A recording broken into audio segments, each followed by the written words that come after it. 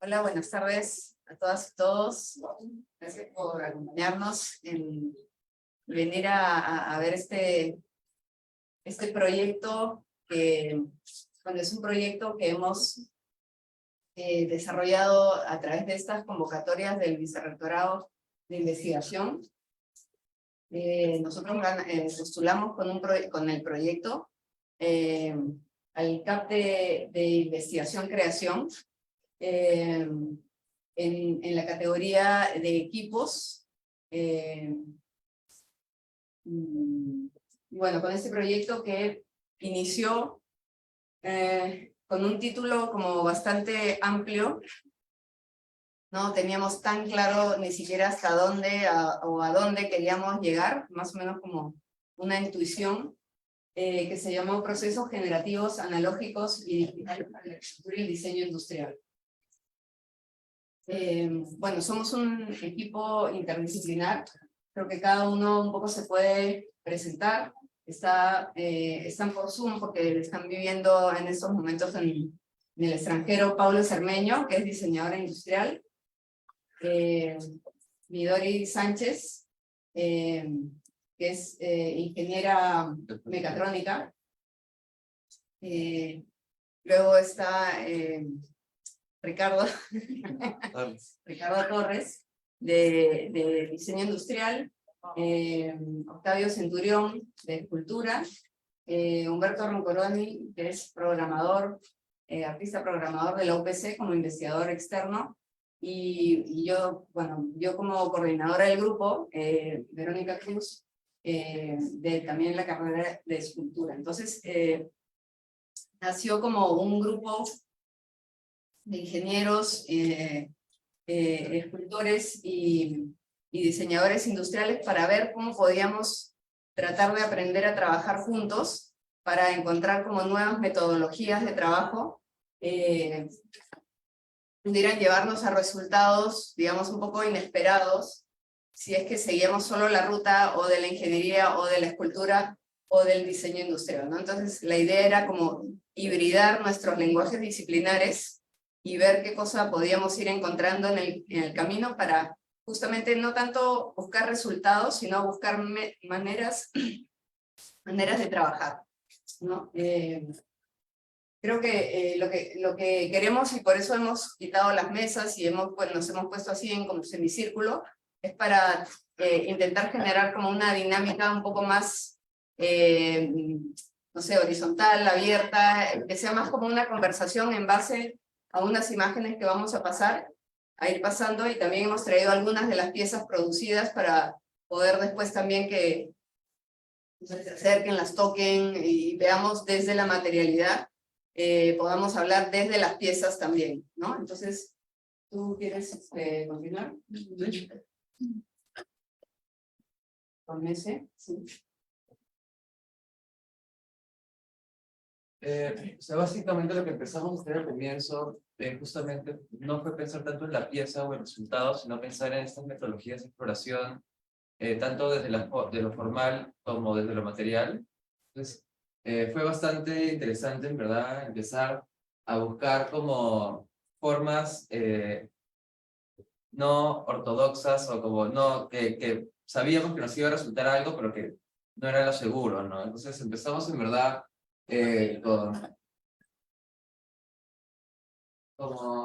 haciendo dibujos, haciendo como formas por revolución, o sea, que nos servían para hacer construcciones aditivas, ¿no? A partir de estas formas por revoluciones que empezamos a hacer como esta hibridación entre lo que era lo más manual, ¿no? Como por ejemplo el trabajo en los tornos o la experimentación con pastas de diferentes tipos, con biomateriales o diferentes tipos de morteros, y también la hibridación de las formas de construcción por medio de extrusores, ¿no? Como podían ser impresoras, diferentes tipos. También empezamos a hacer este tipo de trabajo con las transferencias de imágenes de formato a otro formato.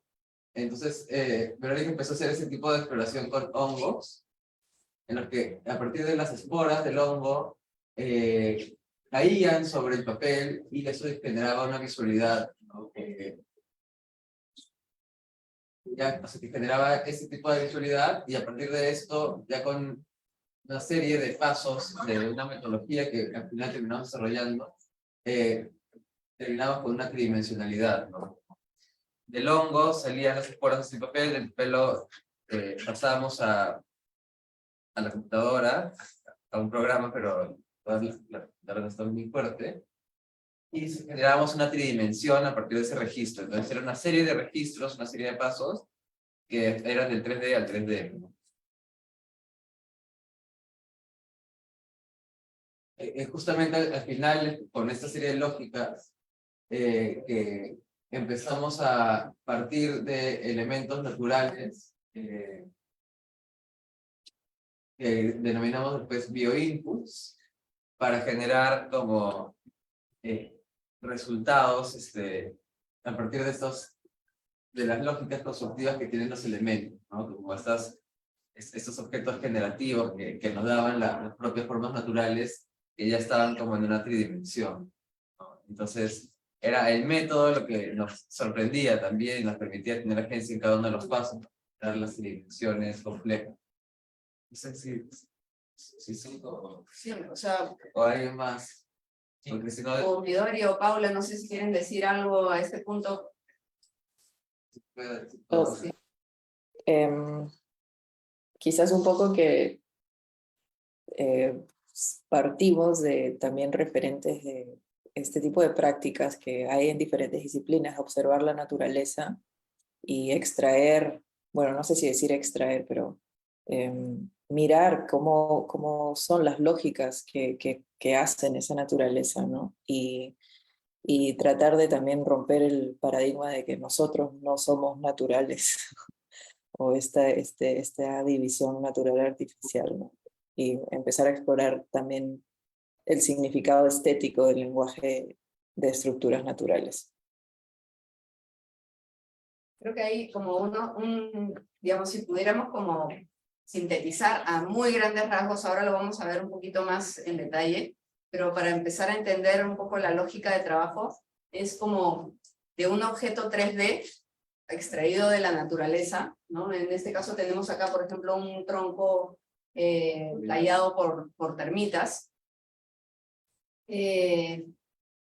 Pasar a una imagen 2D, o sea, extraer, en este caso hicimos un frotal, ¿no? Que es una técnica también del grabado, para como apropiarnos de imágenes desde un objeto tridimensional, ¿no? Entonces convertimos el tronco prácticamente en una imagen, y esa imagen después, digamos, a través de una serie de procesos, los metimos a la computadora, los trabajamos con una diversidad de programas, para después obtener un STL, que acá Ricardo nos puede explicar mejor qué cosa es un STL.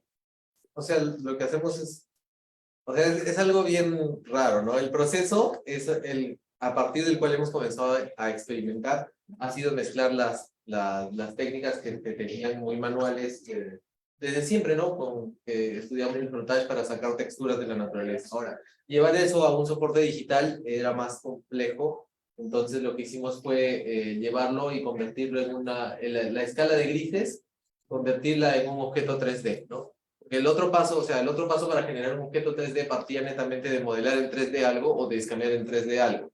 Que son como que procesos ya rutas que existen, ¿no? Entonces el hecho de combinar rutas, esta ruta del frontage es una técnica muy utilizada dentro de las disciplinas artísticas, y partir de eso para generar un 3D era algo que podíamos experimentar en ver qué pasaba con. De hecho, hay bastante edición, tanto en el momento de la escala de grises, como en el momento de cuando se vuelve una malla una malla STL, que es con la que generamos el objeto 3D. Y a partir de esa malla es que comenzamos a generar los objetos, ¿no? No hay una intencionalidad netamente digital, sino que se parte de algo natural o de un soporte manual, ¿no? Entonces, la idea era recorrer toda esa ruta y en el camino como que ver los puntos de vista metodológicos desde las diferentes disciplinas y ver a qué podemos llegar con esta ruta, ¿no? Porque la misma ruta va a ser vista de diferente manera, ¿no? Desde mi perspectiva como diseñador, el uso de la fabricación digital siempre va a ser uno planear y proyectar y modelar en 3D y la máquina lo fabrica, ¿no? Desde el punto de vista de un ingeniero probablemente es similar, pero también es modelar en 3D y la máquina lo fabrica, ¿no? Desde el punto de vista de la escultura hay una metodología un poco más vivencial y experimental mientras se va conceptualizando. Entonces, una manera de recorrer esta ruta entre todas las disciplinas era de saber qué cosas encontramos como iguales, diferentes, qué cosas le sacamos provecho, etcétera, etcétera, ¿no? Sí. Claro, como para complementar, justo eso, no sé si pueden regresar a la imagen del hongo. Ahí. Esa, ¿no? O sea, por ejemplo, ahí vemos justo el grabado, que este grabado lo hizo Verónica, y a partir de ese grabado, que es de la parte de abajo, ¿no? De un champiñón, se generó este 3D, como dice Ricardo. Generamos un 3D en base a diferentes softwares, ¿no? Porque ha sido también una mezcla de diferentes, no solo tecnologías, sino también software que podemos encontrar para manufactura, para diseño, ¿no? Entonces se generó el 3D que está justo en la parte de abajo, ¿no? Que esa es una pieza impresa en 3D. Entonces esta generación de curvas, pues, eh, claro, hemos tratado de basarnos en formas de la naturaleza, pero obviamente todavía en la tecnología tenemos unas cuantas limitaciones, ¿no? Que nos que nos hemos ido dando cuenta en el camino. Entonces también habían algunos parámetros que cumplir, ¿no? Como espesores, como resoluciones, porque si no también la forma de la naturaleza la perdíamos un poco. Entonces en este 3D generado, luego también teníamos que mezclar algunos archivos de escaneos con algunos archivos que estábamos generando nosotros, ¿no? Volverlos un 3D y así poder fabricarlos, como es ese hongo que tenemos ahí en la parte de abajo, ¿no? Que ha salido, claro, desde algo natural hasta por un proceso todo tecnológico, ¿no? Y al final hemos tenido algo impreso en 3D, ¿no? Entonces, así como creo que lo estamos mencionando todos, ha sido un proceso de creación, pues, de experimentación, ¿no? Y de justamente estas perspectivas que podemos dar todos nosotros desde diferentes profesiones, ¿no? De diferentes vistas. Creo que siempre abiertos a un poco la incertidumbre, ¿no? En realidad nunca sabíamos a ciencia cierta qué cosa iba a salir, ¿no? No es como un trabajo que normalmente es programado más digitalmente, donde hay, como dice Ricardo, ¿no? El proceso es como más de un punto a otro para lograr ese otro, ¿no? Acá no sabíamos cuál era el punto de llegada. Entonces, la cuestión era como también usar las máquinas de un modo para el cual no han sido diseñadas ni hechas. Entonces, había un montón de componentes como de romper como paradigmas también en las maneras de trabajar, ¿no? Para lograr otras maneras de trabajo y metodología, ¿no? Ese es un poco como el recorrido, ¿no? O sea, lo que dijimos antes, ¿no? Ahí teníamos el bioinput, que así le llamamos, porque siempre partíamos de una forma natural o de la naturaleza. Entonces ese era el input, ¿no? En ese caso, por ejemplo, en el ejemplo que vimos era la madera tallada por las termitas, ¿no? Luego pasábamos al frottage, que era esta imagen con grafito, ¿no? De la textura, que le llamamos termitografía, como si fuera una técnica del grabado, ¿no? Hecha por termitas, pero era una grafía, ¿no? O sea, era un dibujo por las termitas, y ahí ya pasábamos, digamos, a la etapa 2D, trabajamos todo en imagen, y había una traducción de lo análogo a lo digital, pasándolo por el proceso que ha contado Ricardo a estos archivos STL, para luego volver a configurarlo tridimensionalmente, ¿no? En una talla con esta máquina que es la CNC, ¿no? Entonces había conceptualmente como proceso había una restauración material y formal, ¿no? Del objeto del que partimos, ¿no? Sí, a mí me gustó mucho esta idea de la restauración, porque no era lo original, no tenía que serlo tampoco, ¿no? Pero sí era como, así como un suspiro de esta cosa que fue, o de la que se partió para generar otra forma compleja, ¿no? Entonces, o sea, el objetivo, claro, no era volver a hacer un hongo, ni volver a hacer la termitografía, sino recorrer un camino que haga como perder el rastro, o sea, casi como si fuera una genealogía del objeto, ¿no es cierto? Como, o sea, como un bisnieto no se parece, no es exacto a su bisabuelo, pero tiene algo del bisabuelo, ¿no es cierto? Tiene un ADN ahí, tiene una información genética casi que la carga y que puede hacer que por momentos se parezca, ¿no? que no es. Pero no es, ¿no? Claro, no es no el es. objeto, o sea, no es el bisabuelo, es otra cosa, ¿no? Sí, eso es lo que creo que es algo interesante del resultado, ¿no? De repente, no.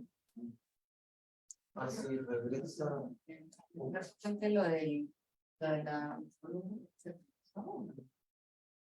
No, o si no, si viene después de repente la parte de software, no viene, ¿eh? Ya. No, bueno, pero la podemos, hay una diapositiva después que sí se ve, no, o antes era, espera, que había una pantalla a la esquina, esa de ahí, ¿no? Sí, ¿cómo se hace? Acá, para allá, no, ahí.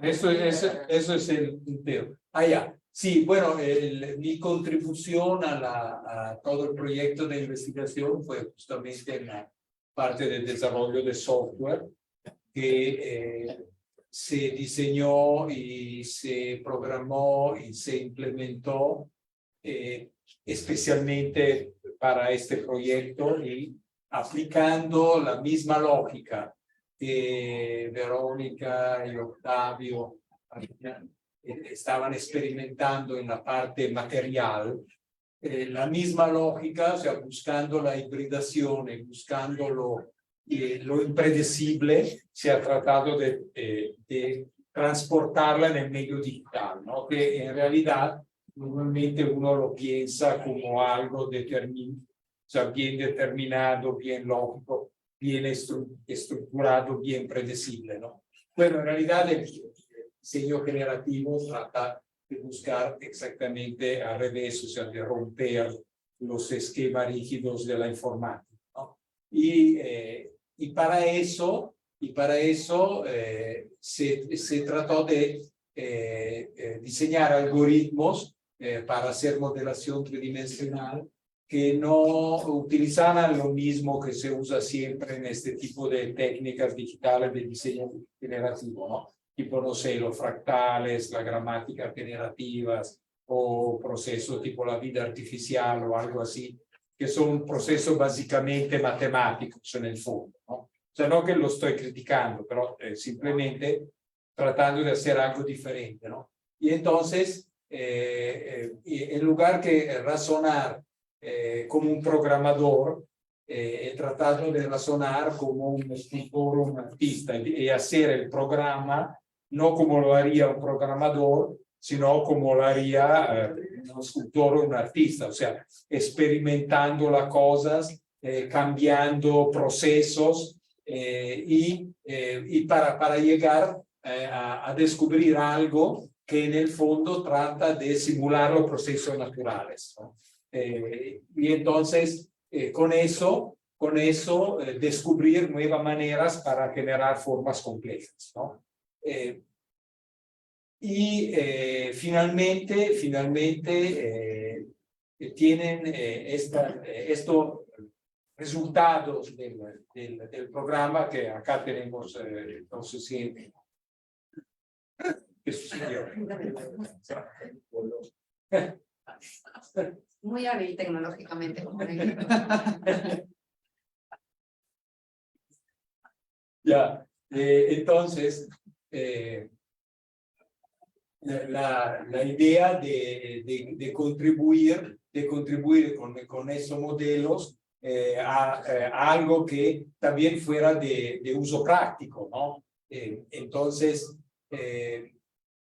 este software no es solamente algo experimental, sino algo que se supone que se pueda utilizar como una aplicación de modelación tridimensional, tanto para escultura cuanto para diseño industrial. El software logra una cierta complejidad porque, por ejemplo, el modelo ahí de la columna, esta blanquita que la más alta, son más de 9 millones de polígonos, ¿no? Y se puede, entonces, le ha costado también a nuestros colegas de mecatrónica hacer el traslado de modelos tan grandes, claro, tanto al brazo robótico cuanto a las impresoras 3D, ¿no?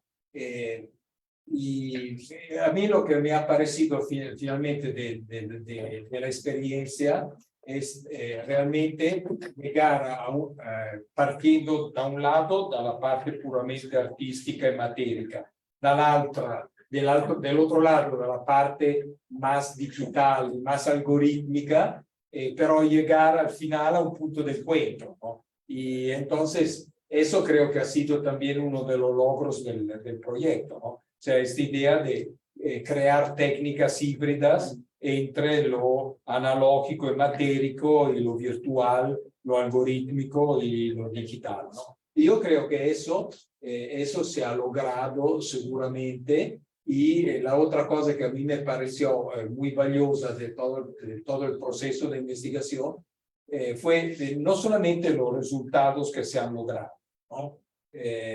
Sino las ideas que han abierto para nuevos proyectos y nuevas investigaciones, ¿no? Porque a mí me parece que una de las cosas más interesantes del concepto de investigación-creación es crear investigación, precisamente. O sea, no fijarse necesariamente en un resultado concreto y una aplicación práctica que sí se consiguieron, pero sobre todo en abrir nuevas ideas, ¿no? Entonces, a partir de eso, ya, no sé, a uno les ocurren otras 50 cosas que podría ir probando, experimentando fuera de lo que normalmente se hace en las aplicaciones informáticas para el diseño 3D, ¿no? Entonces, eso a mí me parece una cosa, o sea, que me ha gustado mucho durante el proyecto. Y creo que además de los resultados prácticos, o sea, de un software aplicativo que se puede usar también en la universidad, a objetos utilitarios que se pueden comercializar, a procesos de investigación de materiales que se pueden replicar y reutilizar, sino esta idea de encontrar nuevos caminos, ¿no? Y eso para mí es la característica de la investigación-creación. O sea, no tanto el resultado específico, el paper, el artículo o qué sé yo, sino las nuevas ideas que se pueden abrir, ¿no? Y eso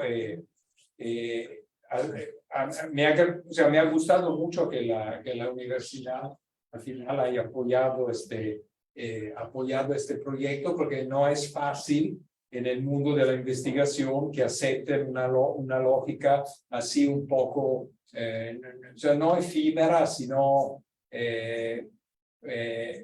un poco difuminada, decimos así, ¿no? O sea, no muy precisa. Y sin embargo, esta forma de trabajar, sobre todo en el mundo tecnológico de hoy, yo creo que son sumamente valiosas, ¿no? Porque rompen estos esquemas que la tecnología muchas veces impone, no solo a los artistas, sino a todos. Entonces, estos caminos son lo que permite romper los esquemas, ¿no? Eso me parece muy, muy interesante. Michelle. Una pregunta. Sí. Hola.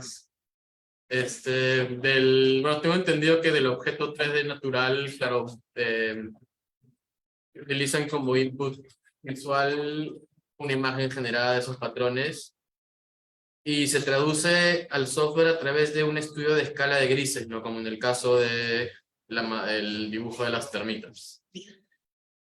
desde esa información de la escala de grises, que en un DSD, claro, no me permite puedo leer los volúmenes, hasta el prompt del código del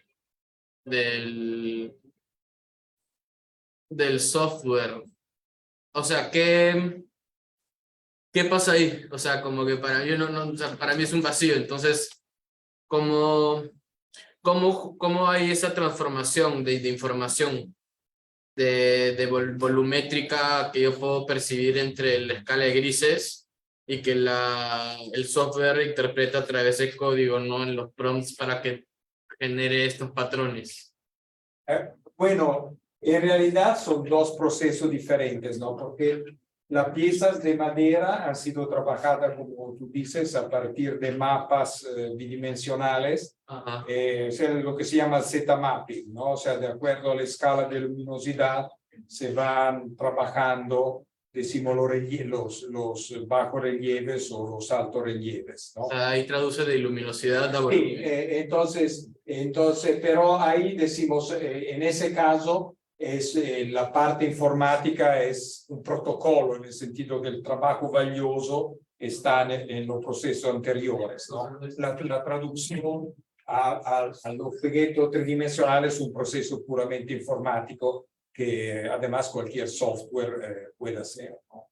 Mientras en el caso del programa generativo para la generación de meshes complejas, eso no es a partir de imágenes bidimensionales, sino a partir del diseño de una simulación de procesos naturales en los algoritmos generativos. Lo que hace el software en este caso es tomar una mesh tridimensional y transformar las propiedades de los vértices de acuerdo a ciertos algoritmos, ¿no? Entonces, de esa manera, variando estos algoritmos, uno puede encontrar una serie de formas diferentes, experimentar con formas diferentes y ciertamente el proceso del mapeo de imágenes bidimensionales también se puede utilizar adentro de este software y viceversa, en el sentido que ciertas formas que han sido generadas algorítmicamente, de alguna manera, han retroalimentado ciertas ideas de la forma naturales, ¿no? Y eso para mí es interesante, ¿no? Como de la naturaleza se va al algoritmo, pero también del algoritmo a veces surgen ideas sobre la naturaleza, y eso me parece interesante. Gracias. Hay una consulta más. ¿Qué madera usaron para eso? ¿Para esto? Sí. ¿Pino o...? No creo, sí. Pino. Decía, Ahí justo ha llegado Michelle, que es también parte del grupo, es ingeniero también, mecatrónico, y él fue justo el que se encargó un poco de esta parte de traducir, de objetualizar, ¿no es cierto? Uno de los resultados del programa que había escrito Humberto, que más o menos eran como estas columnas, o sea, justo estaba como experimentando con objetos por revolución, que son estos de acá, que son impresos, que esa parte se encargó todo Midori, no toda de repente Midori después nos da un poco de alcances ahí, pero quisimos hacer una experimentando con un brazo robótico, con esos brazos robóticos KUKA para que se convierta como en un escultor, el brazo, ¿no? En un tallador. Entonces, No, y a gran escala, ¿no? Porque en escala, la ventaja del brazo robótico que puede hacer cosas muy grandes, ¿no? Sí. Entonces, bueno, pegamos un montón de piezas, ¿no? Ahí prensamos, encolamos, bueno, lo que siempre hacemos ahí, ¿no? En el patio, y luego se lo pasamos a Michelle, que ya hizo otra serie de... ¿Quieres contarnos un poquito? Bueno, de hecho, ¿qué tal a todos? Mi nombre es Michelle Simoniza, soy ingeniero mecatrónico, igual que Midori, y participamos en este proyecto ayudando en parte los procesos de manufactura sustractiva y aditiva. En la parte de manufactura sustractiva, evidentemente, necesitamos un equipo robótico de la marca KUKA, en el cual le adaptamos un husillo de mecanizado, un husillo que podemos encontrarlo en una fresadora convencional, una fresadora CNC, y a través de un software de parametrización, generamos el código, el G-code, que es el código de la mecánica que se escucha, para poder mecanizar estas secciones de columna. Partimos desde el modelo inicial que se tiene en el lado izquierdo de la diapositiva y trabajar este bloque de cero, o bueno, trabajar el bloque como tal era un trabajo que iba a tomar muchas horas e iba a ser enorme ese trabajo. Entonces lo que nos enfocamos fue en partirlo por secciones. Lo seccionamos el tronco, y al momento de seccionarlo no solamente de forma vertical en 3 secciones, sino cada uno lo seccionamos en 60 grados. De esa manera, el equipo robótico solamente trabajó una cara de trabajo.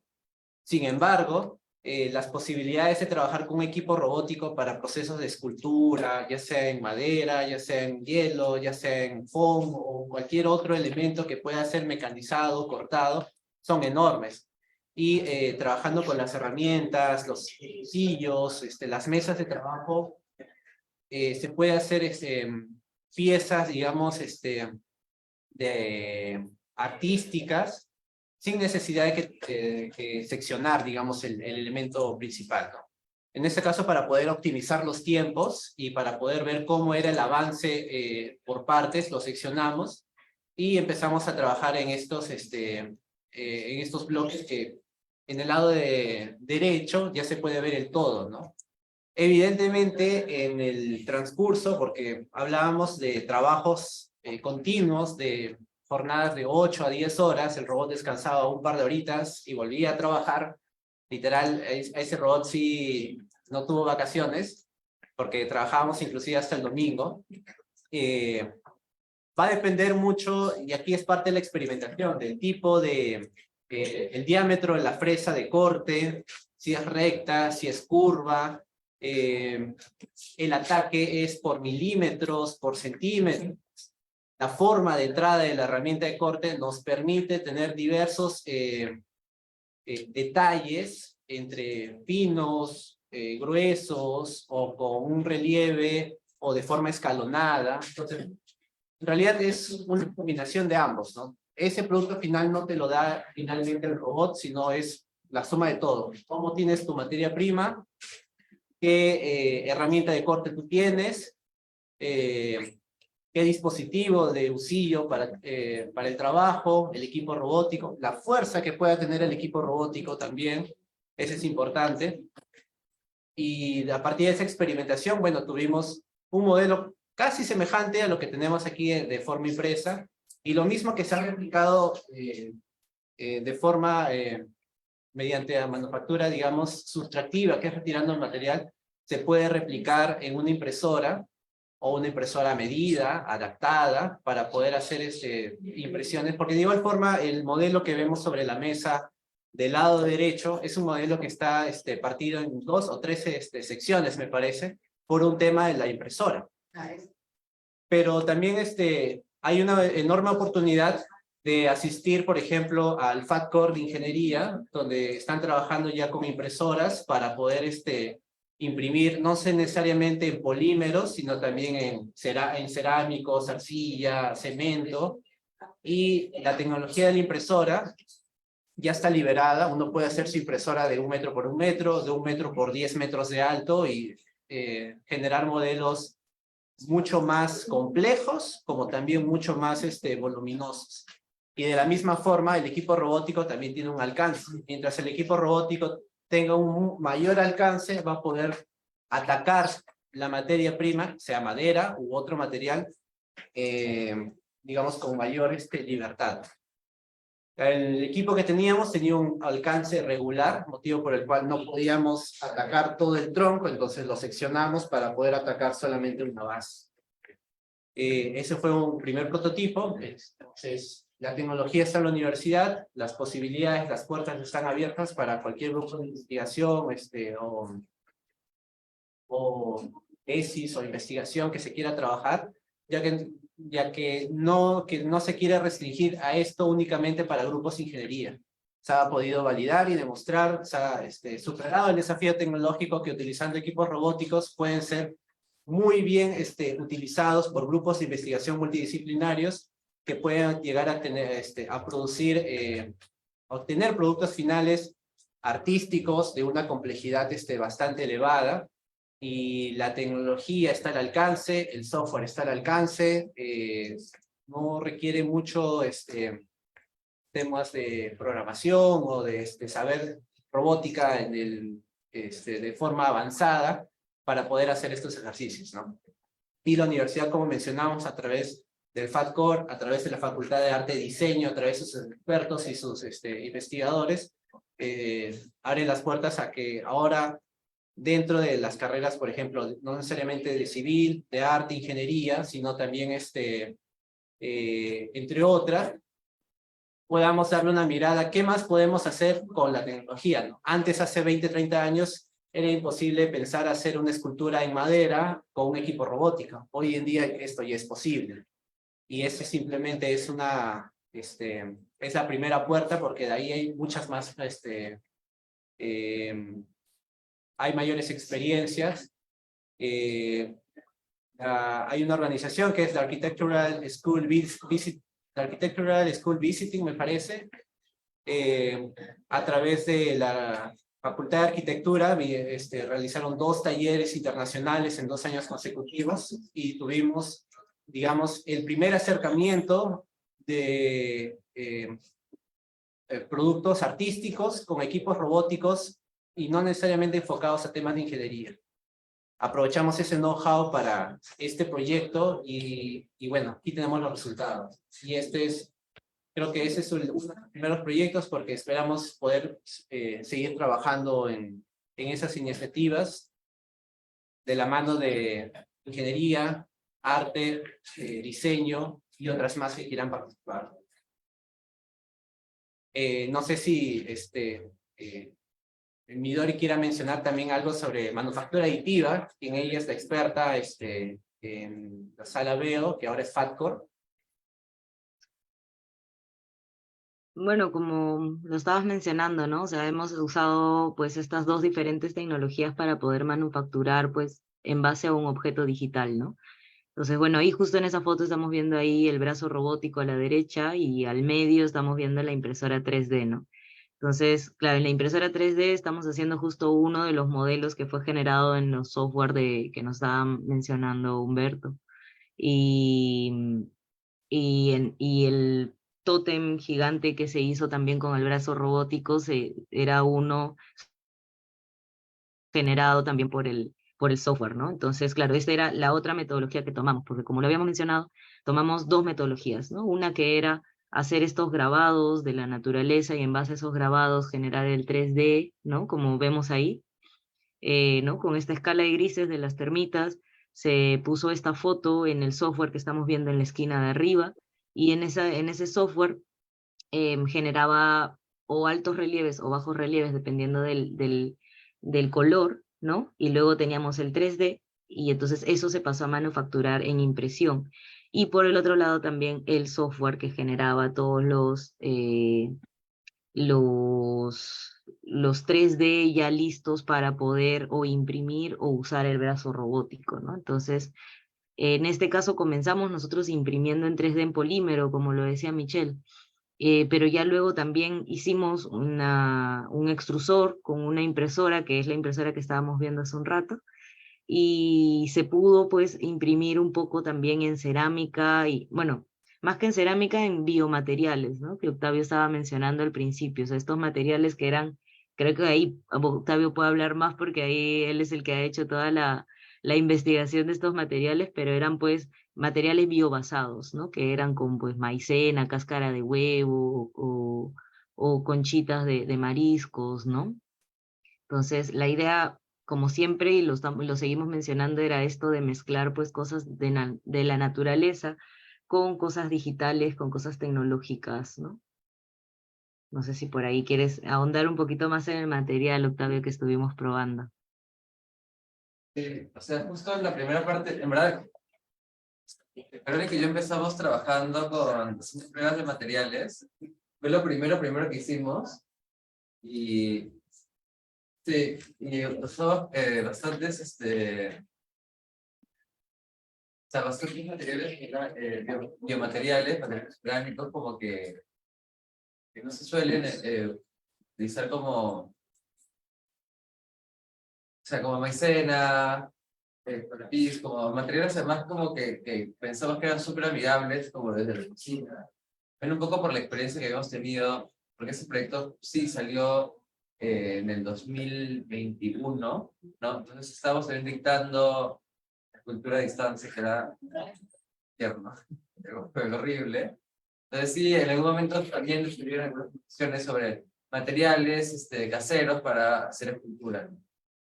Entonces, con las caseras, con la pis, pastas con harina, etc, etc, que es algo que conversamos, no lo digamos usar dentro de los cursos ni nada, pero sí era algo que quedó como una curiosidad y algo que, bueno, las claras de huevo, las cosas del huevo, que sabemos que tienen calcio, sabemos que sirven para pegar, pero que nunca exploramos. Entonces, empezamos a explorarlo, se vieron pastas bastante buenas y empezamos, y tuvimos unas pequeñas exploraciones para las impresiones con estos materiales que además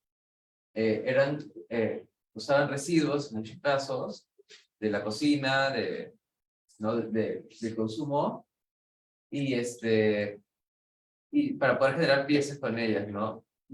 Todavía no tenemos un resultado, o sea, resultados como en cuanto a los parámetros exitosos, o sea, no tuvimos resultados exitosos en los parámetros de impresión todavía, o sea, es una investigación, así pasa, o sea, seguiremos buscando y encontraremos algo más allá, o sea, después, pero sí tenemos varias pastas interesantes. Sí, Entonces, que se pueden o modelar o sea, nuestro objetivo ahí con esto era poder llegar a biomateriales que pudiéramos imprimir, digamos, con las impresoras 3D, ¿no? Porque estas son impresas 3D, ¿no? Pero son con, ¿cómo se llama? PLA. Con PLA, ¿no? Que de hecho tiene una cuestión plástica dentro, ¿no? Entonces, y gran parte, digamos, de un poco el objetivo también que teníamos a priori era como no solo cómo buscar metodologías, sino cómo buscar también maneras de trabajar con materiales que puedan ser o de descarte o que no sean como los materiales nobles que siempre buscamos para trabajar en escultura o en diseño industrial, ¿no? O sea, ¿no? Y que en realidad también son contaminantes, ¿no? Más como rescatar eso que tenemos casi delante nuestro y que ni siquiera nos fijamos en él porque no encaja con la categoría de material noble o pieza comprada, ¿no? Entonces, como ven, muchos de estos objetos que hemos pasado son pedazos de troncos que hemos recogido que, no sé, o que los estudiantes descartan porque cortaron un pedazo y lo que botaron, eso recogíamos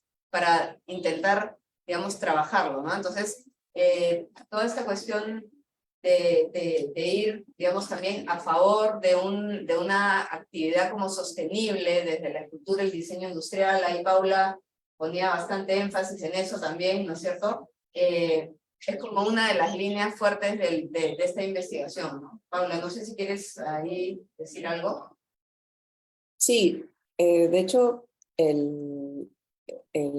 la esencia detrás del proyecto es mirar la naturaleza no solo para sus lógicas constructivas, que son evidentes, sobre todo en el plano visual, ¿no? Sino que también queríamos explorar las lógicas relacionales de la naturaleza y lógicas tan relacionales con nuestras lógicas humanas, que a veces son un poco más destructivas, ¿no? Y que son más extractivas y que no necesariamente están pensando en el final de la vida de los objetos y tantas cosas que ya muchos sabemos, ¿no? Sobre la situación climática en la que estamos, la situación de cambios gracias a nuestras industrias, a nuestros ciclos productivos humanos. Entonces, en la naturaleza se generan diferentes, digamos, dispositivos, ¿no? Frutos, semillas,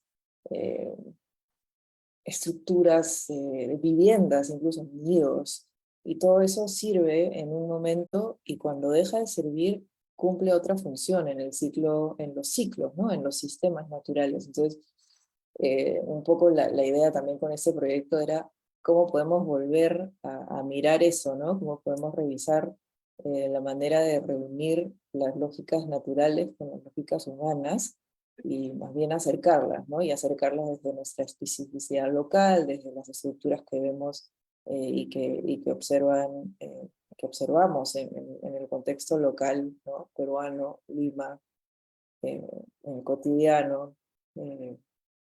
Sí, entonces esa también es parte de la lógica de los biomateriales, ¿no? O sea, no solo usar herramientas digitales y reunirlas con las lógicas naturales, sino también ayudar a que esas herramientas digitales se presten a materiales naturales. Y bueno, de hecho la madera es un biomaterial, es gracioso decirlo así, pero sí es un biomaterial también, solo que también se ha vuelto un poco víctima de mucha extracción. Entonces, como decía Verónica, en el caso de Verónica, Octavio, estaban recolectando estos troncos que ya encontraban, ¿no? In situ, que no estaban generando como un impacto adicional, y también con eso cuestionar cómo artistas y diseñadores llevamos nuestra práctica, ¿no? No tenemos que comprar quizás una resina, o no tenemos que comprar un montón de planchas, no sé, de melamina o algo así, sino que en realidad podemos recurrir a los materiales que tenemos localmente disponibles y a las lógicas y a las estructuras que tenemos a la vista, ¿no? Como las burbujas.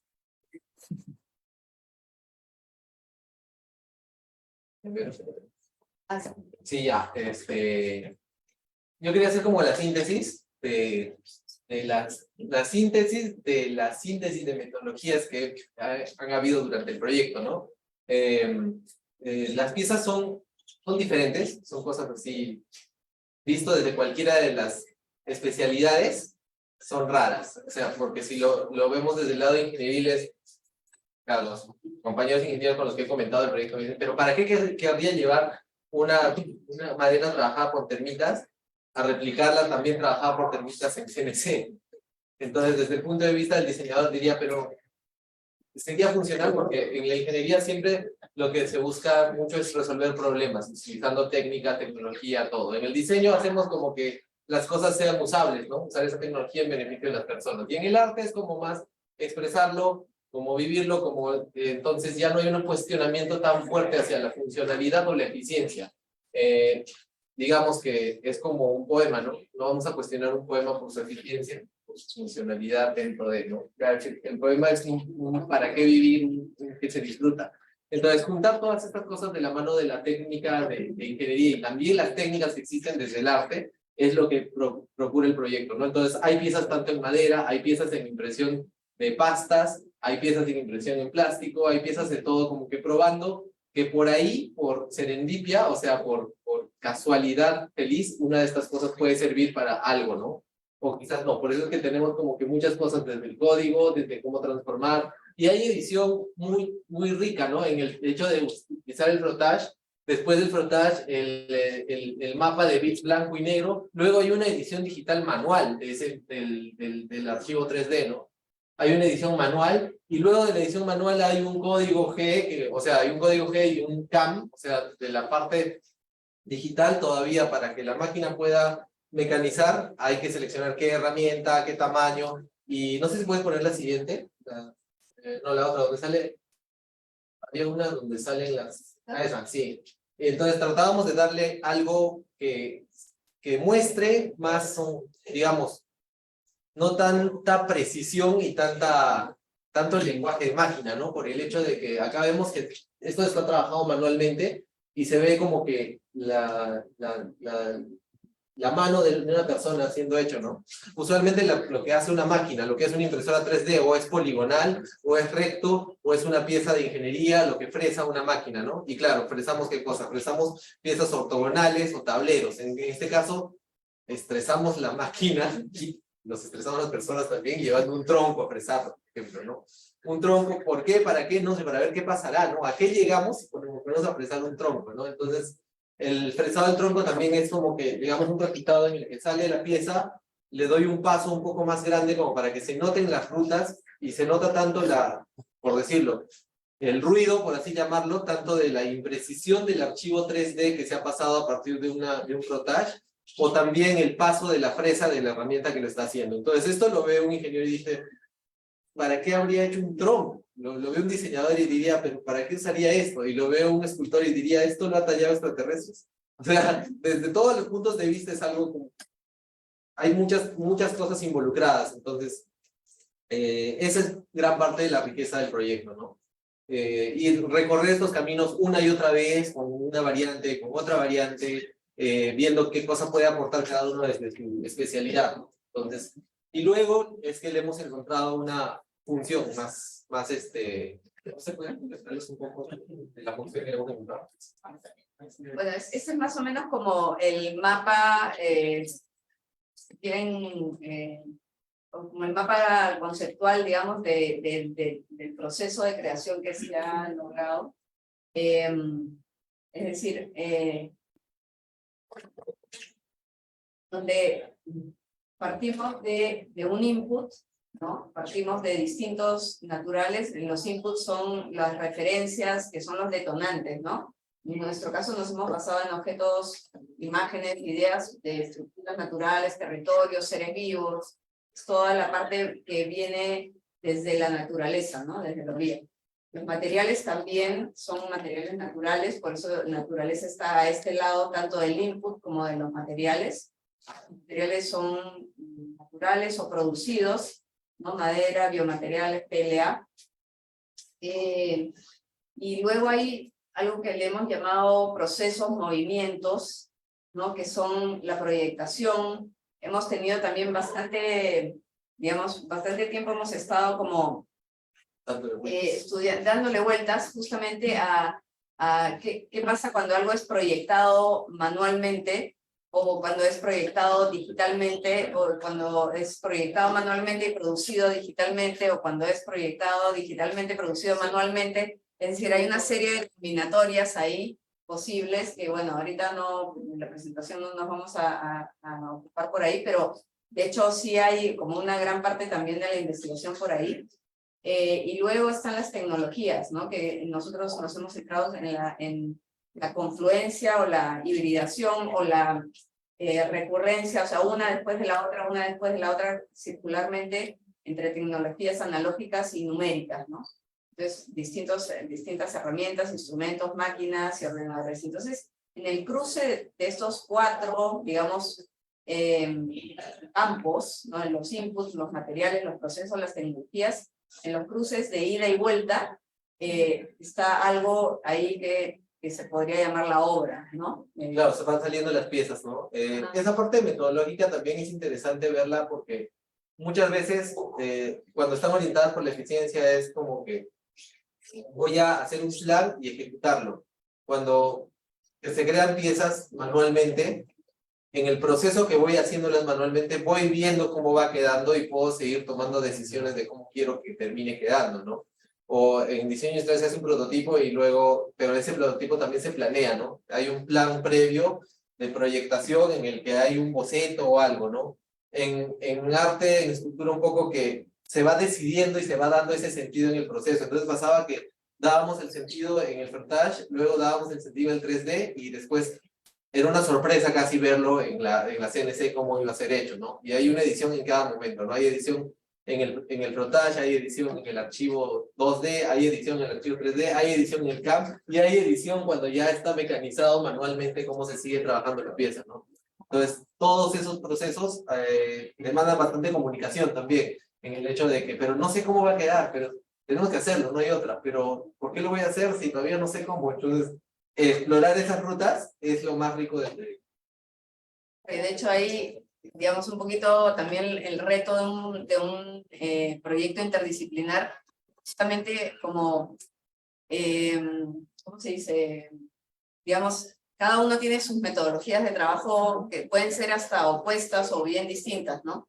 Entonces, ¿cómo consensuamos qué vamos a hacer o cómo lo vamos a hacer? O sea, creo que ahí está, por un lado, digamos, reto, pero también hay una parte como súper, no sé, enriquecedora como profesionales, ¿no? O sea, creo que ahorita, Ricardo, diseñador industrial, estás hablando de cómo es un proceso escultórico, ¿no? Creo que eso no podrías haberlo hecho, digamos, tan fehacientemente antes de ¿no? Pero sí hay esa comprensión de que en lo hecho a mano, que es como más trabajamos también los artistas o los escritores en este caso, hay un tiempo que es posible o sea, que el tiempo que te requiere hacer las cosas, ¿no? Le permite al cerebro, o sea, es la misma velocidad con la que el cerebro puede procesar la información y tomar decisiones en tiempo real. Lo que sucede con la máquina es exactamente lo inverso. Es decir, la máquina va tanto más rápido que nosotros no podemos tomar decisiones durante el proceso. O sea, tenemos que ver cuando acaba y ahí podemos ver, evaluar, etcétera, y reprobar. Entonces, son como maneras totalmente distintas de trabajar y de abordar, digamos, el trabajo artístico de diseño, ¿no? O sea, viéndolo, el proceso metodológico artístico muchas veces es muy contemplativo, porque voy haciendo la pieza, voy disfrutando del hecho de que voy haciéndola y también del hecho del sentido que me va dando esta pieza cuando la voy trabajando. Cuando la trabaja la CNC es como que disfruté este proceso en la toma de decisiones, hasta en el CAM y en la simulación no voy a saber, y de ahí la máquina lo está haciendo y es como que, pero creo que va a salir bien, es una pausa y luego voy trabajando encima, ¿no? Entonces es ir aprendiendo de cómo es esta lógica, ¿no? Hablábamos mucho de la lógica de antes era la mano trabajando algo, la mano con la extensión de una herramienta eléctrica, y luego es la herramienta digital que ya no es la mano, sino es el cerebro a través de una computadora que una máquina lo está haciendo. Entonces, como no es tan directo, el pensar a través de todo este circuito de la fabricación digital era más complejo. Sobre todo para la toma de decisiones y también para encontrar esa contemplación dentro del proceso de crear cada pieza. Y de hecho también es lograr como resultados que en realidad, un poco hablando de lo mismo, ¿no? Del cerebro, cómo te condiciona. O sea, es bien difícil que alguien pueda hacer compositivamente esto, ¿no? Porque es como una lógica súper extraña de componer o de también tallar. O sea, acá vemos en todas las piezas, las han tenido ahí también en la mano y ahora, o sea, pueden pararse también para ver estas de acá. Hay el proceso de talla de la CNC, digamos, deja unos rastros, por ejemplo, acá es bien marcado porque se ha usado una fresa más ancha, deja unos rastros que es como, hubieran sido como bien difíciles, creo que humanamente imposibles de hacer, ¿no? Y tiene una lógica, digamos, la configuración de la lógica formal de las piezas, son como no tan humanas, o sea, no tan como posibles de haber sido pensadas por un cerebro humano, ¿no? O sea, el cerebro humano tiene ciertas fijaciones, por ejemplo, con la, ¿cómo se llama?, la simetría, o sea, siempre busca como soluciones compositivas como preestablecidas, ¿no? O sea, entonces esto también era como, cómo nos liberamos un poquito de ciertos parámetros que tenemos como compositivamente todos, venimos con esa información en nuestro ADN, ¿no? Entonces, a través de este proceso, de esta metodología también, lo que lográbamos era como distintos también resultados, porque el proceso era como muy distinto, ¿no? Y la pieza también por el otro lado, o sea, no se ve tan hecho por una lógica humana, pero tampoco ves eso y ves la foto o ves la pieza y dices, esto lo ha hecho una máquina, porque no estás viendo planos seriados, no estás viendo facetados, no estás viendo nada de eso, estás viendo una pieza que, o sea, está tallada, tiene intervención humana, pero la mayor parte ha sido hecho por una máquina. Está en un soporte que es un tronco, no es un soporte ortogonal ni nada de eso. Claro, de hecho el tronco, o sea, los troncos que recogíamos, también le han agregado un montón a la configuración final de la pieza, porque ahora, por ejemplo, que estamos ya tratando de llevar esta metodología a la producción de unas piezas ya seriadas, por ejemplo, para uso, ¿no? O sea, darle la aplicación también de lo que se ocupa el diseño, ¿no es cierto? De que algo se puede usar y que pueda ser como usado eficientemente, ¿no? Entonces estamos llevando ya desde un poco las piezas escultóricas, ¿no? ¿Qué Que cosa pueden de ser todas estas- estas frutas puede servir para algo? Y le hemos encontrado un uso y un sitio y un todo que calzan más o menos bien dentro de... Entonces, pero ya es otra cosa, ¿no? Porque Sí. estamos usando ya planchas de madera, compradas, o sea, que bueno, pues un restaurante tampoco que es, por ejemplo, con quienes estamos trabajando, que es con Central, o sea, no puedes recoger un tronco del piso y dárselo pues para que sirvan ahí la comida, porque o sea, van a comer mitad polillas, mitad de gusanos, O llevar una pieza gigantesca, ¿no? Porque ya hay toda una lógica de funcionalidad en la escala de las piezas, hay un discurso compositivo de cada momento de la experiencia de los platos, etcétera. Entonces, incluir piezas estas dentro de esa lógica ya implica pensar cómo le doy esa funcionalidad, ¿no? Entonces ya no es tan libre como recorramos las metodologías y veamos qué piezas salen, sino a ver, de todas las piezas como un catálogo que tenemos, qué cosas se aplica más o menos a él. Y ahí estamos.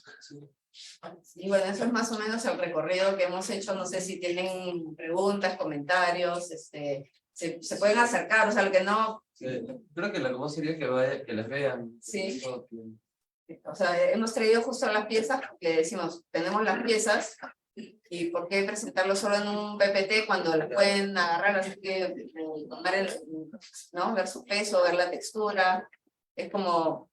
La escultura es también para tocar, o sea, estamos muy acostumbrados que en los museos vemos no tocar, ¿no? Las piezas, no tocar las obras de arte, ¿no? O sea, y justamente la información no es solo visual en una escultura, o sea, la información es a través del tacto, a través del peso, entonces siéntanse libres a... Sí, Muchos comentarios, ¿no? Pero como dijeron que les interesaba ver el tema de otras funcionalidades. ya, Creo que analizar la lógica también llega a ser rígida. Tiene una función, analizar al comer, ¿no? La madera también forma un hábitat. Entonces, hay especies que también buscan hábitats, que digamos en el mar, cuando hacen extracción.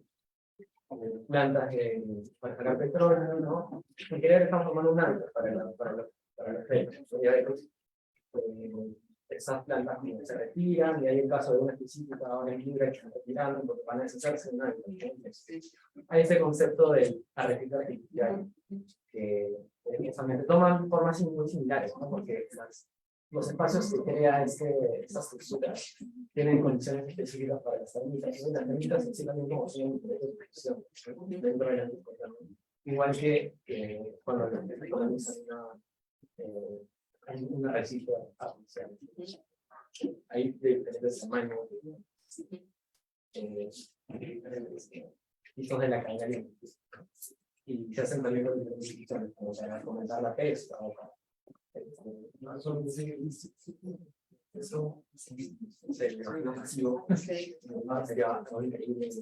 sí.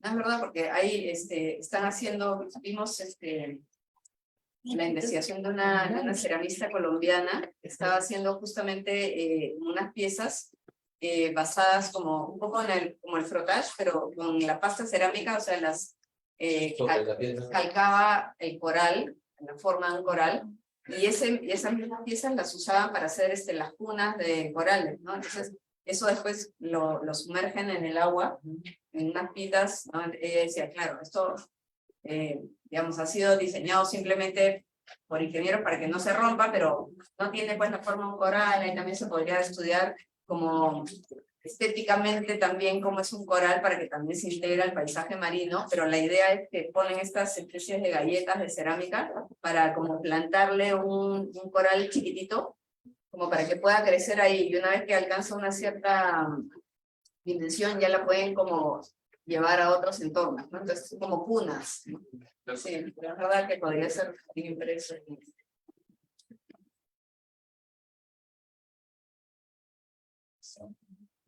Eso es.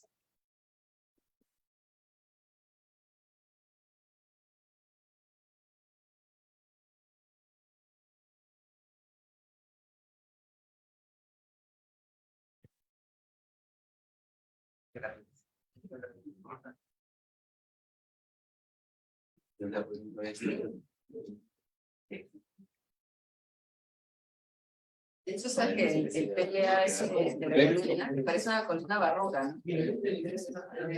Generado con el programa de Humberto, que le da ciertos parámetros para que salga así. O sea, no es que se haya tratado de reproducir una, porque parece una, ¿no? Yo te decía, parece una columna de iglesia barroca, ¿no?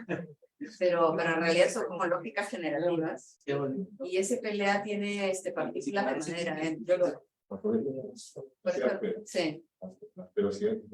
Bueno, en realidad la velocidad también es que o sea, eso se hace así como por revoluciones, pero la máquina va y viene y deja un montón de pelos. Entonces, claro, eso salió así como, sí, como parecía que había una telaraña así como de... Sí, por el plástico caliente. Sí. Como cuando pegas con un jugo y pasas pero por que te deja el alta y la de cobre no se le esas no. pero también tienen plástico. Y después pasarle el cepillo ese con hierro. Y Dori nos puede contar por qué unas sí y unas no. Claro, todo depende en ese momento del material, ¿no? O sea, hay materiales que, o sea, estos tres que están viendo ahí, el que es con partículas de cobre, el que tiene partículas de madera y el otro que es solamente plástico, los tres son en base, son PLA. El PLA es un plástico biobasado, que es biodegradable también, pero tiene partículas, ¿no? El de madera tiene, por ejemplo, 20% de partículas de madera y 80% de plástico, y el de cobre tiene alrededor de 5 o 8% de partículas de cobre. Entonces, esta composición hace que el mismo plástico ya no se comporte de la misma manera, ¿no? Entonces, le aumenta viscosidad o hace que necesite imprimirse a mayor temperatura o a menor velocidad, ¿no? Entonces, cuando nosotros comenzábamos a imprimir, y como están viendo ustedes, tiene muchas formas como bajos y altos relieves, la máquina tiene que mover el cabezal, ¿no? O sea, la máquina que está moviendo normalmente el cabezal en revolución tiene como que pasar de un punto a otro punto muy rápido. Y al momento de que hace ese movimiento tan rápido, es que comienza como a caer telarañas, ¿no? Como pequeños hilitos del material porque es muy viscoso. Entonces, al final, ese material, ¿no? Esa telaraña que estaba saliendo ahí, nosotros la hemos retirado pues con un proceso manual, ¿no? Con un proceso de un Dremel con unas diferentes lijas, diferentes herramientas, y lo hemos sacado manualmente, ¿no?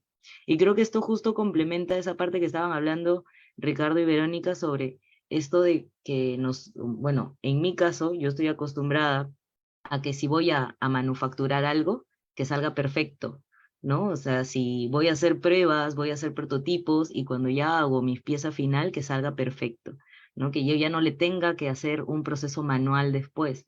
Pero esto es algo que y ahí he aprendido, por ejemplo, mucho en este proceso de trabajo multidisciplinario, que no siempre tiene que salir perfecto cuando es ya más bien un proceso en el cual tienes que mirarlo, tienes que contemplarlo, tienes que ver cómo está saliendo este arte, ¿no? Entonces, yo al principio me desesperaba que salieran hilos, y ahí Octavio, Verónica me decían, no, pero es que es el proceso que se está aplicando, entonces no lo saques, ¿no? Déjalo ahí. Entonces yo creo que justo esta combinación de profesiones, ¿no? Hace que veamos ahora, ahora al menos yo, ¿no? Lo veo de una manera diferente, ¿no? Entonces, he intervenido la pieza, he aprendido esta palabra de intervención que nunca la he usado antes, ¿no? He intervenido la pieza después de haber manufacturado, que eso, pues para nosotros los ingenieros es como que ha salido una pieza mal y tienes que arreglarla a mano, pero en este caso no era así, ¿no? Entonces, claro, es en base a diferentes materiales, es en base a las diferentes manufacturas, los diferentes parámetros que hemos hecho, ¿no? Y esto de tener que pensar en el momento, ¿no? Estoy viendo cómo está saliendo, entonces estoy pensando en cómo puedo utilizar esto para explicar mejor nuestro proyecto, ¿no? O para poder tener como un concepto un poco más íntegro, ¿no? Un poco más íntegro en el momento de pensar arte, diseño e ingeniería, ¿no? Entonces yo creo que realmente son estos los momentos en los cuales nos ha llevado a aprender a todos, ¿no? Y como un tema aparte, ¿no? Que me gustaría decirles es que están viendo justamente un fruto de, bueno, varios frutos de un proyecto multidisciplinario, ¿no? De carreras que de repente normalmente no se juntan, ¿no? Entonces, creo que esto es una invitación a que más personas, ¿no? Podamos comenzar a hacer este tipo de proyectos y a ver y a aprender diferentes maneras en las cuales podemos seguir trabajando en conjunto, ¿no? Sí. Gracias, Doris. Bueno, muchas gracias. No sé, sí. El parámetro de impresión es hecho con el software similar al Grasshopper de Buenos o es software. Todo original es software. No, pero es similar en su proceso. No, no. Es- Bueno, yo he usado Grasshopper varias veces. Se pueden aplicar técnicas de diseño generativo también con Grasshopper. La diferencia cuál es que no es solamente el tema del algoritmo en sí mismo, o sea, digamos aquí, de la fórmula en sí, sino que hay un problema de interfaz también, que es muy importante para manejar todo el proceso, ¿no? Y entonces la cuestión con un programa como Grasshopper es que no te permiten diseñar una interfaz. Está hecho para hacer un proceso parametrizado, pero un proceso y es este. O sea, la idea de hacer un software generativo es de dar flexibilidad a través del diseño de interfaces. Bueno, el mismo software modela. Sí, sí, sí. El Grasshopper lo hago, Sí, exactamente. Mientras sí, yo puedo decidir cambiar los pasos. Sí, sí. Esto lo hace. Sí. Le das un input y ella resuelve hacerlo. Sí, sí, pero yo puedo parametrizar y controlar, o sea, y mezclar todos los pasos con total libertad, ¿no? Cosa que con Grasshopper no se puede porque determinas una serie de pasos y cumples. Así es. Y hacer una cosa más compleja, o sea, un software con un concepto de diseño de interfaz realmente por detrás, con un software así decimos, de visual, no puedes, porque cuando es demasiado complejo, se vuelve incontrolable, ¿no? La pantalla. Sí, es un caos total. Mientras con la programación por objetos, te da mucho más flexibilidad para hacer proyectos más grandes. El software va a estar descargable libremente. Ah, qué bueno. Sí. Porque Juan es escritor. Sí, sí, sí. Y además no está, o sea, este tipo de proyecto nunca está acabado. O sea, en el sentido que de repente ahorita está ahí un poco descansando, pero quizás, no sé, dentro del próximo año ocurre otro proyecto, ocurre otra cosa y se va mejorando. O sea, lo divertido del software es que nunca termina, ¿no? O sea, se puede ir creciendo, explorando, creciendo. Eso a mí lo que me gusta de la sí. No, y de hecho hay que usarlo para que claro. pueda tener feedback Claro. Yo justo ahora estoy haciendo un curso de expresión completo. Sí, en ese caso. Sí, no sé si hay con el Grasshopper, hacemos todo eso, pero claro, estos recorridos, hacerlo de Grasshopper implica demasiada botón que tengo que ir dando y etcétera para construir. No, y sobre todo no lo puedes cambiar. Mientras con eso tú puedes mezclar los varios procesos, como que tú tengas 50 Grasshoppers y lo puedas mezclar todo como quieras. De hecho, ahí era interesante en el software de Humberto, también los comandos a los que estamos clásicamente acostumbrados cuando hacemos modelado 3D, son comandos muy respondiendo a lenguajes geométricos, ¿no? Hacer una malla, hacer una extrusión, hacer una revolución, ¿no? Como si tornearas en la pantalla. Y en cambio el software de Humberto tenía comandos como erosión, ¿no? Y que generan volúmenes que no necesariamente uno está proyectando exactamente, quiero que esto ahora mida 6.7 milímetros, ¿no? Sino que más bien son comandos que permiten una especie de co-creación con el software, o ¿no? O sea, lo digo yo desde mi punto de vista como diseñadora industrial, un componente inesperado en cómo funciona ese software, ¿no? Y también otra lógica de cómo puedes crear volúmenes tridimensionales. Entonces ese aporte creo que es muy interesante como herramienta para usarse para diferentes disciplinas que quieran hacer volúmenes, ¿no?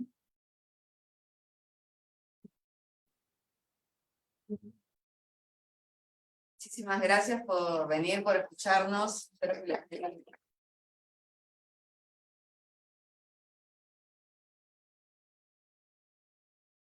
Gracias. Gracias. Gracias, Midori. Gracias a Un todos. abrazo. Chévere, Chao, chao. chévere.